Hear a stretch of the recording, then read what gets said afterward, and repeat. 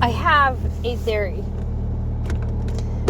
This is 10, and you're with me with tenebrisgate. I want to articulate something, my beautiful souls, my bright stars in the night sky. I don't think that our species could potentially really survive with such ease unless certain individuals existed. So for some of you that may or may not be aware, I've been on my own little journey of kind of trying to figure out if I have autism. I work with autistic kiddos. I've been working with autistic kiddos for God knows how long. I don't remember. I feel like it started forever ago. And it's been a blessing. It's been such an incredible experience to do that. Because I've learned so much about being autistic and just how hard it is being autistic in this current society. And it seems kind of traumatic at times.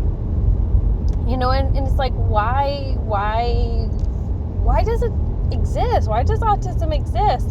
And I'm not trying to say that in an insensitive manner, right? I think like there has to be a reason. There had to have been a reason why autism exists. I mean, just look at their skill level, right? What are they really good at? They like have specialized interests. They get really passionate about something. They pursue it. They can have really good focus. Really great focus at times. They do really well with predictability in their lives. Whether it's, you know, they have a set expected routine in general. There's a structure in their life. They process information very differently. They can be very detail orientated at times. They can have a low social battery, so they don't need to socialize as much as the supposed quote unquote neurotypicals. Are they even neurotypical, right? What if, let's flip it a little bit. What if at one point it was actually autistic people that were neurotypical, right? Because in order for a species to survive, having a neurodiverse approach to survival would have been necessary. And socialization, as important as it is, may have not always been relevant to farming, agriculture stuff, creating experiments to create technology, even being in the military is such a specialized interest, I would assume. You know, we need to know the patterns of our world, the seasons, the growth that a plant can go through, and what is relevant to their survival, because it impacts our survival. You know, if you don't know the right, you know, if you go out into the forest, right, and you're gathering and you get a poison, you're gonna die if you take and absorb and eat a poison. That's just the reality. I mean, if we were gonna, like, for whatever reason, have, like, the zombie apocalypse, do you think it would be a neurotypical that would survive? I don't know. I mean, I think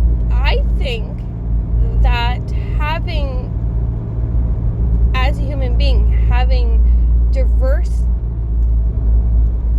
brains, like, you know, brain power is really important for survival, because the ADHD people would probably be super unpredictable to the zombies, you know, and the autistic people would be able to predict their patterns. They would learn very fast and quick, right? Because they would pay attention to patterns. Like if zombies got tired during a certain day, can you imagine, like, the zombies are like, oh, we need a siesta, we need to nap at noon, I cannot just go out there and get brains right now, I just can't function right now. And so the autistic people like, yeah, this is the safest time to go out, we don't go out like anytime like before, like, it's 10 to 2, the zombies are zonked, they can't function, they just can't function. And then the ADHD people are the risk takers, right? They're gonna be like, yeah, let's go out there and get those zombies, yeah! And they're gonna be the ones that are just gonna like, be the daredevils in the group and actually maybe protect the group, and they're gonna be willing to go out there grocery shopping in the middle of the apocalypse. I'm sorry, though, the neurotypicals, the supposed neurotypicals, man, because they won't be neurotypical anymore, because they'll be neuro-inconvenient, because they're going to be like, Gabby, let's follow these rules, let's do things exactly how we used to do them, kind of, not really, maybe, but, think about it, like, they're probably gonna get us killed, because they'd be like, hey, that's my friend Joe, man, how you doing? He bit me, oh my god, Joe, that's not nice. And he's gonna be so busy thinking like, Joe, just because someone asks you how you're feeling doesn't mean you tell them how you're feeling. He's gonna be really busy, fixated on like the social rudeness, like you're supposed to read body language, man. You're supposed to like know the undertone of how you're feeling. And then he becomes a zombie and he's still telling him like, rah, rah, rah, rah, rah, rah, rah, rah. If only Joe had known, like, I meant, like, you don't have to tell me how you really feel. I mean, if you're busy surviving, you need people to be direct and blunt. You have to take people at face value. You can't, I'm sorry, but the social dance of how people look at in a certain way, how they're behaving, that's going to be really exhausting, and that's unnecessary for survival purposes. You don't want that. There's no way we're going to survive with that mentality. So I do have this theory that at one point that the ones we label as kind of like, I don't know, like, you have a problem, you need to be one of us, you need to go and take medication, and you need to get behavioral therapy, you need to be like us. I think that we really need to rethink that, because evolution it requires a set of skills and strengths for the continuation of a species. Now, I don't have any research to back up this. I could be just, making up bullshit. But I do think that it is quite fascinating how we have a lot of different brains out there. Even OCD must have come in use at some point. There's so many different things, like anxiety, there's a survival theory there too, like they're so busy worried about constantly any little outcome, they probably figure shit out and go like, okay, no, there's zombie alligators, we can't, I don't want to die, you can't die, so don't go over there because that's where the zombie alligators are. We're like, I don't want to die, man. And like, oh, chill, man, because you're worrying too much about these zombie alligators. And like, no, they're really out there. They're going to kill us. And then, boom, the person with anxiety is alive because they're like busy concerned about zombie alligators. I'm like, I'm sorry, man. I'm not trying to be dismissive and invalidating about how miserable it is sometimes to not be, quote unquote, like a neurotypical. It's deeply traumatizing and it's deeply frustrating and exhausting, and we do end up getting real mental health problems, and there are people with legit struggles out there, they're just trying to do their best. But how do you think our species survived? Like, really? Like, how do you think our species has survived? Like, socialization is a privilege. Like, the ability to gab to our bodies at lunch break would not have been a survival trait back in a hunter-gatherer society. No, they're not. They're telling each other basic facts about, like, if you go this way, that way, there was elk right there, and, you know, the way they got the elk was aiming the pokey side that way, and it got the elk, and they were like, yeah, and the other dude's like, yeah, don't, you know, like, don't go in that water. My cousin Tim, he drank it, and he got really sick, and he had really massive bad diarrhea. They're not gonna be like, they're not gonna be like, oh, you, like, you know, you're not supposed to talk about diarrhea, man. Like, that's just so rude. Like, why would you talk about that? No, for survival purposes, you need to know whether someone's cousin had massive diarrhea from drinking bad water. It was relevant back then. You had to be blunt and direct about certain things, you know. And you had to also to follow a pattern. You had to have a predictable routine, a set outcome planned in your mind. I mean, like, because, you know, it could mean life or death, you know. And you think about, like, you had to know the seasons, like, when the colors start changing, that's got to be your in your head. You need to be like, okay, the colors are starting to change, starting to get colder. I need to start mentally preparing for winter. That means I got to get my winter clothes out. That means I need to make sure I have enough food to get through winter. I want to survive. I don't want to be my aunt Marjorie, who was just didn't think about it. She thought, you know, it's fine. Everything's gonna work out. You know, we're gonna be fine. You don't have to, like, you know, always plan for the worst, man. And it's like, no, actually, we do need to think about the winter, the coming winter, you know? And I know this might sound like crazy talk. It does a little bit sound like it. But, you know, life was harder back then. We have a certain level of privilege today that our ancestors didn't have. Like, we have cars, we have medicines, we have antidepressants. Someone can bring our groceries to us. We have schools. We have space travel to some degree. There's a lot of things that could have gone really badly wrong if you didn't plant in a certain way, and you didn't plant at a certain time, and of course people will get really bent out of shape, like, in a rigid way, if you didn't follow what they told you to do, because that was their job as your mentor, to teach you how to survive. You have to follow tracks and scat, and you need to be able to know the sounds of birds and animals, so that way, like, you know, if you hear a sound that sounds like a bear, you might need to be able to be wary of that and get out of dodge so you can survive. And so they would be very mad at you, very put out of, you know, like, they'd be like, I'm here to help you survive. This is what we do. This is how your grandmother and your grandfather survived. This is what we always do. So of course they're going to be a little bit more rigid, right? Because it was a survival mechanism. And I think we take that too lightly a little bit, right? Because we got it so good.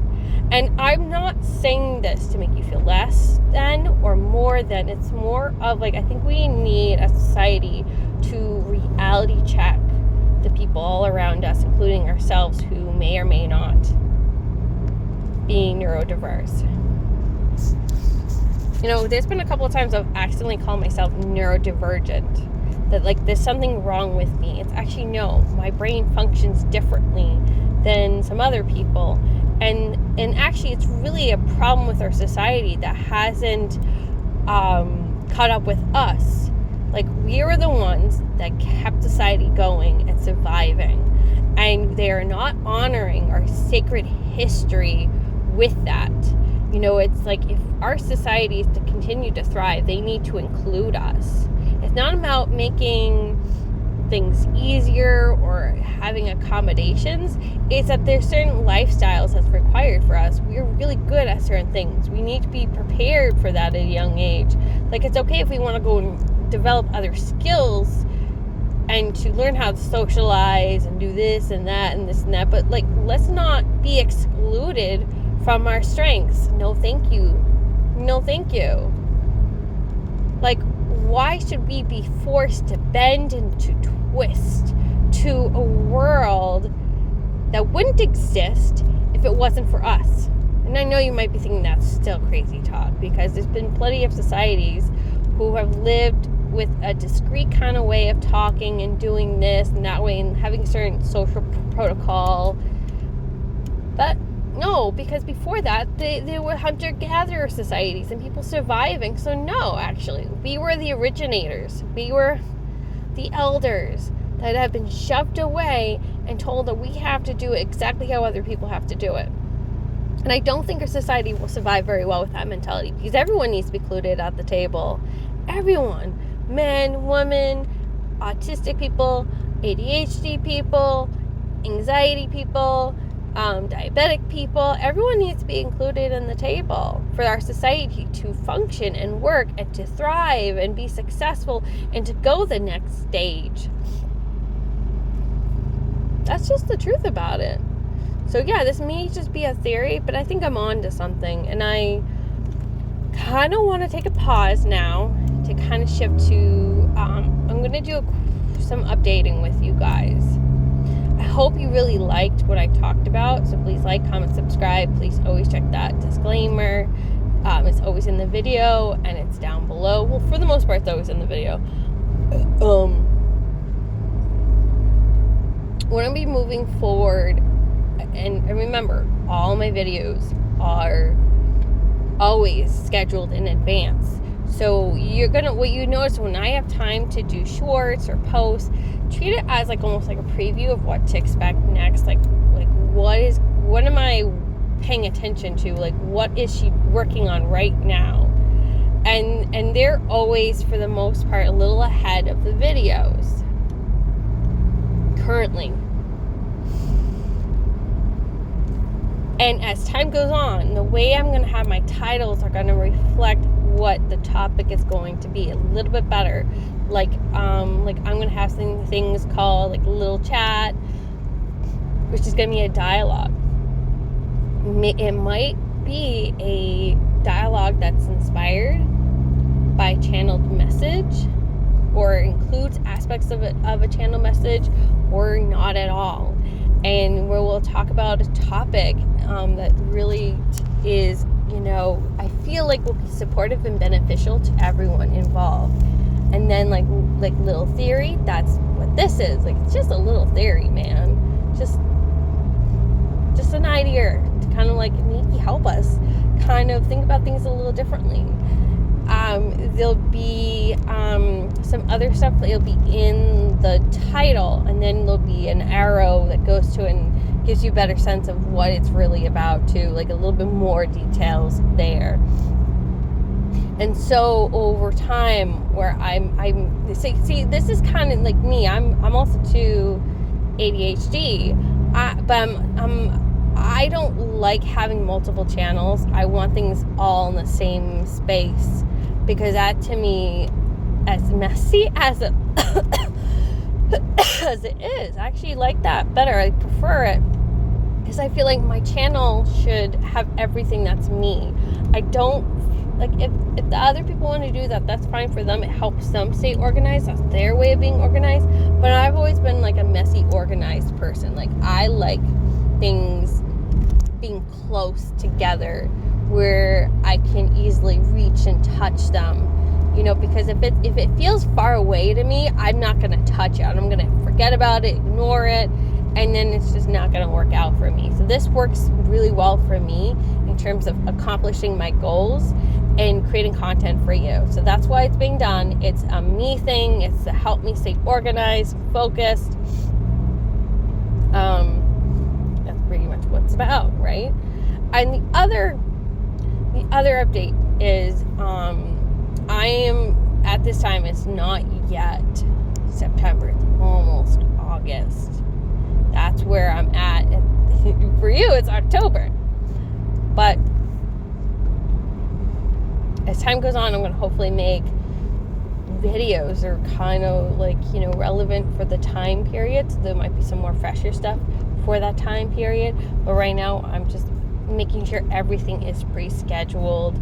And I have a day job, which I am going to be signing the contract for another year. So I'm going to be working a lot. So as if you want, feel free to do the tip jar. You're not obligated. But whatever you do, whether it's liking, sharing, commenting, it's going to help support my channel. So that way, if things work out, maybe next year I can work less hours at my current job, but it'd be like next year in September. So that means the goal for me is to try to do so well with this channel that I can actually, take it the next stage by next year. And so there's certain things so that basically you got to think of it like that. I'm only going as fast as I can go. And if you want this channel to get dramatically better and better and better, you gotta like, you gotta comment, you gotta subscribe, you gotta help me out here, because I can only go so far if you're not even doing those things. I'm not trying to pressure you or make you feel bad, but that's how YouTube works. That's just how YouTube works. So I will try my best in the videos, ask you questions and say what's your favorite thing and this, what's your response to this? For instance, if you got to this point, to the end of the video, I kind of want you to put down there what you think about survivalism in terms of having a neurodiverse brain. Do you think that's true, or do you think it's full of crap? And I'll put that in the edit. When I'm putting in, I'm gonna put a question up there. So I'm gonna try to do my best to make it interactive for you guys.